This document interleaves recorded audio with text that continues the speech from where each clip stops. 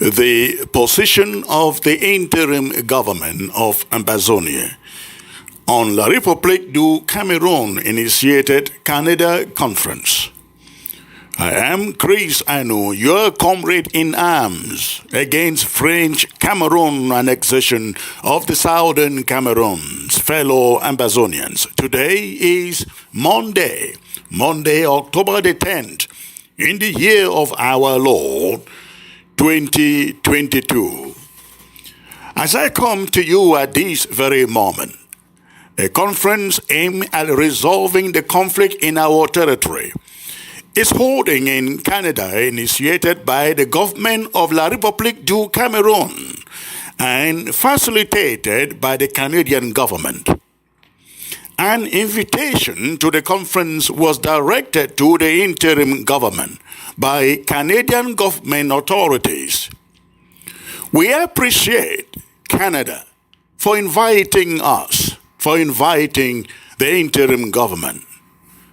Unfortunately, after much deliberations over the invitation, the entire interim government, including the Restoration Council of Ambazonia, resolved that the interim government cannot participate in that conference. Our reasons for staying away from the conference were carefully scrutinized vis-a-vis international recommendations that require a third-party mediated process that zeroes down into the root causes of the conflict.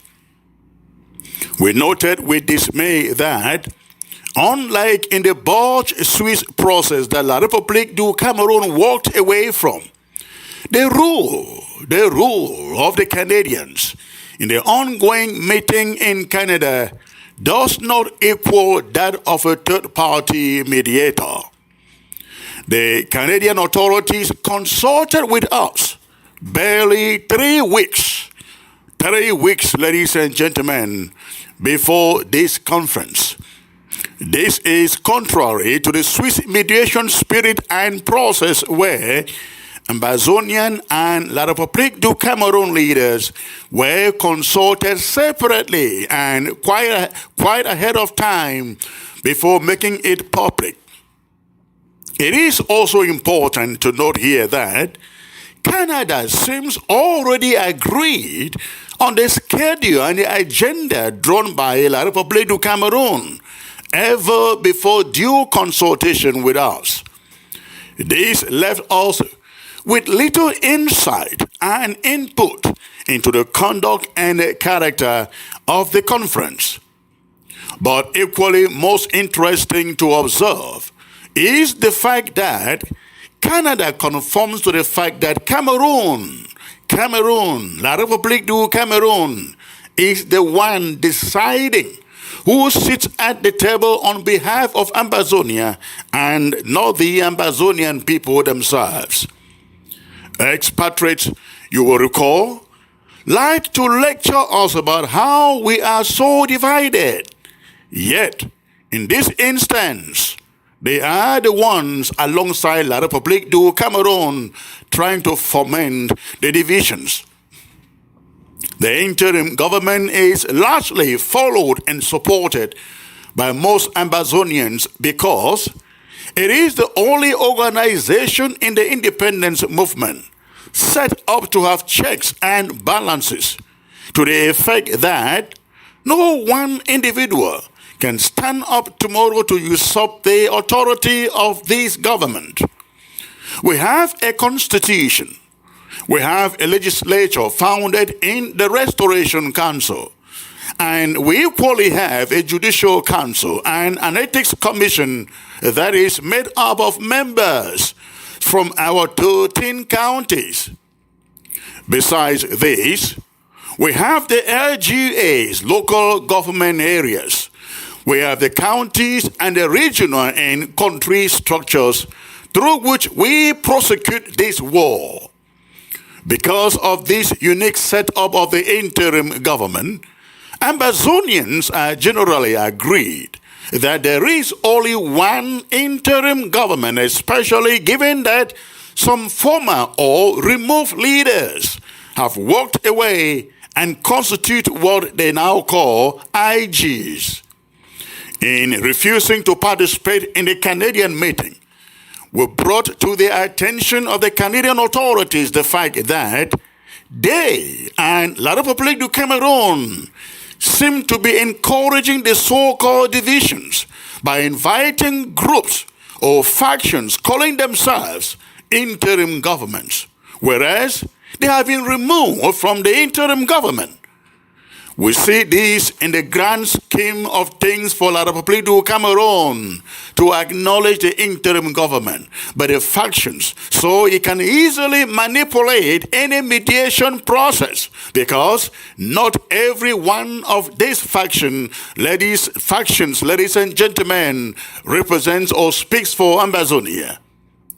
We have made it clear that admitting any other faction calling itself interim government other than this interim legitimate government essentially dismisses the originality and uniqueness of the interim government. It equally dismisses whatsoever the structures of this interim government were set out to achieve. It makes nonsense the rule of and all that the Restoration Council has done over the years to keep this interim government unique. Giving a stamp of approval to these fractions or factions entails that at any time, anyone can jump out and just form his own thing and call it interim government. Cameroon knows that there is only one legitimate interim government, the one that is backed by the Restoration Council of Ambazonia. Any other faction arrogating the interim government appellation to itself is a pseudo. But Cameroon wants to maintain the divisions as much as possible because the very idea of the interim government means a tacit endorsement of an independent Southern Cameroon, and they do not want to do so. Acknowledging these pseudo-IGs equally implies that when tomorrow the Restoration Council removes Chris Anu or Chris Anu refuses to stand for election, he can just as well move aside, form his own interim government, call it IG, and he will be invited to Switzerland or to Canada to sit there as another IG, isn't it? Ladies and gentlemen, if the international community, including the Canadians, wants us to believe they are indeed concerned with the divisions, then it is time they participate in storming out pseudo-IGs. We should open our eyes to this. This is La Republique du Cameroun conspiring to divide us at all costs. Fellow Ambazonians, please do not misunderstand me here. We are not asking any group to dissolve. Not at all. We are not saying they should be banned. Of course not. That is not what I am trying to explain to you. It isn't the point. Any group, for as long as it is about a free and independent Southern Cameroon's Ambazonia, should be allowed to exist and, in fact, qualified to be invited to any table. But fractions trying to usurp the unique character and representation of this interim government without the requisite structures and checks and balances that make this interim government supported by the overwhelming majority of Ambazonians will never sit in the same conference room with us. That is to suggest that we will have no issues. We will have no problems at all with these pseudo-IGs renaming themselves differently from this original IG. Ladies and gentlemen, we must act with lots of wisdom and caution at this very moment. Imagine a scenario where four IGs so-called, are seated in the same conference table. facing a common enemy, but disagrees almost in everything, cannot speak with one voice. And they are all called IGs, isn't it? We should have played to the agenda of La Republique du Cameroun. And guess what? La Republique du Cameroun will go out there and tell the world.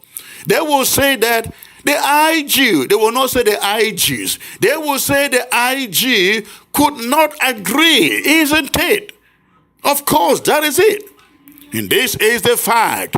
For as long as we know that La Republique du Cameroun is behind some of these pseudo-IGs, the pseudos will never agree to agree with us, because they do not, ladies and gentlemen, they do not go there to represent you. They go there to represent, ladies and gentlemen, the paymasters, their paymasters.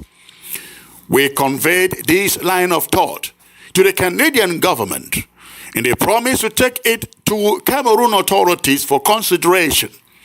The response that came back to us was that Cameroon wants all IGs, you can imagine, all IGs seated at the conference. We have objected and reminded them that this is promoting anarchy in this struggle and clearly aiding in abetting the divisions that they have all condemned. We have therefore concluded here at the interim government that we will never be a party to any conference in which are seated four IGs that do not see eye to eye and which do not agree in that matter. Endorsing anything of the sort is tantamount to saying that the Restoration Council and structures we have built to legitimize this interim government just do not matter.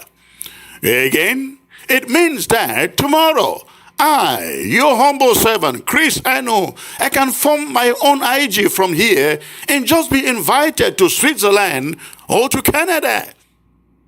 Fellow Ambazonians, we must seize this opportunity to end the madness of insubordination, greed, and power-mongering in this struggle, especially here at the interim government. We desire to meet at any conference table at any time with our other comrades at the APLM, AGOFC, Maurice, Capo, you can name the rest, but not with groups usurping the interim government. Apart from this sneaky effort at inculcating division amongst us by the organizers of the Canadian conference, one of the fundamental problems with the conference is that it falls short of the internationally prescribed mediation that zeroes down into the root causes of the conflict. The Swiss initiative, as set out, was a good example of what an internationally mediated conflict should be. The root causes were on the table. There was a lengthy pre-consultation with both parties, La Republique du Cameroun and the Federal Republic of Ambazonia. Give and take was expected from both parties. It wasn't Cameroon telling the Swiss to tell Ambazonia what it wants. The Canadian conference falls far short of days. The Canadian conference is essentially a one-way street. Cameroon has decided the agenda. And if we don't like it, so bad or too bad, they say. Canadian meeting is more an extension of Cameroon's Grand National Dialogue of 2019. It is taking place in Canada, not so that the root causes be looked into, but so that the diaspora movements have Canada's security guarantees to show up and endorse the Grand National Dialogue's special status for Anglophones, as they like to call it. That is the grand plan. The grand plan by La Republique du Cameroun. We were unambiguously informed by the Canadian authorities, ladies and gentlemen, that anything independence cannot be on the table. but that Cameroon is now open to discussing the form of state. We asked them what they mean by form of state. And they said the form of state as in one Cameroon with more powers trickled down to the regions. Now, I'd like you to take note of the word regions. Regions. Regions as they exist now in La Republique du Cameroun. They are now ready to talk about federation. That's what the form of state they are talking about is all about. Federation. But what kind of federation? We do not know.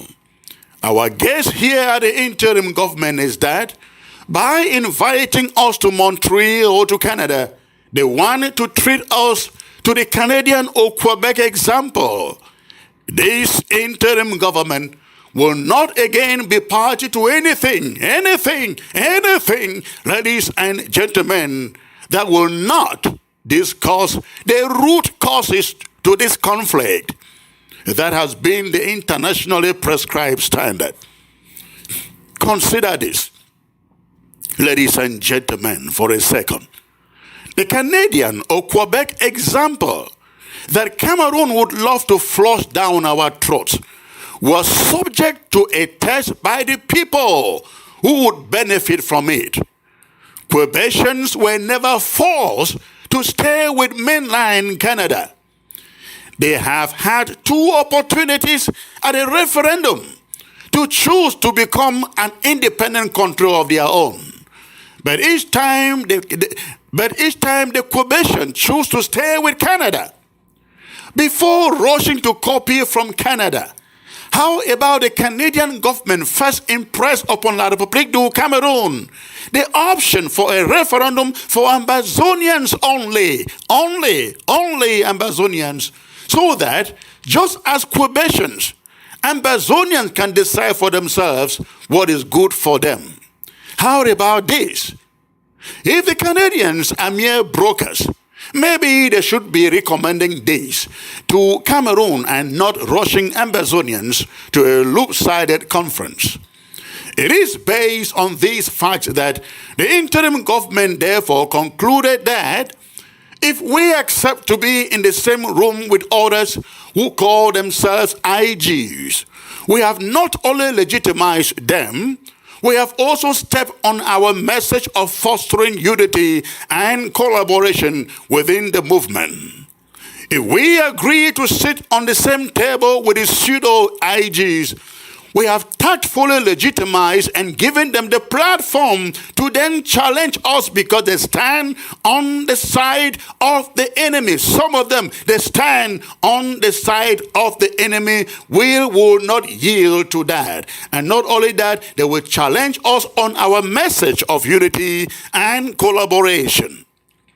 Going to Canada would be making a mockery of our refusal to participate in La Republique du Cameroun's Grand National Dialogue in 2019.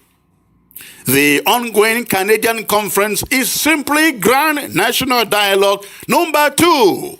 And if we refuse to participate in Grand National Dialogue number 1, what has changed to now allow us to participate in Grand National Dialogue number 2? Of course, nothing has changed. Accepting the invitation and attending the La Republique du Cameroun Engineered Canada Outreach Conference will legitimize the attempts by that country to repudiate the internationally endorsed third-party mediation without preconditions to resolving this conflict.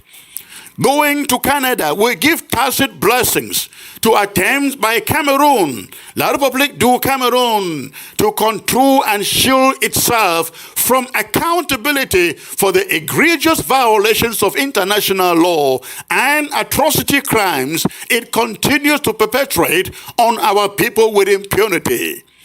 Going to Canada will be tantamount to dancing on the tombs of our fallen heroes in combat for the restoration of our sovereignty and a betrayal of the spirit of freedom and the bravery of our martyrs.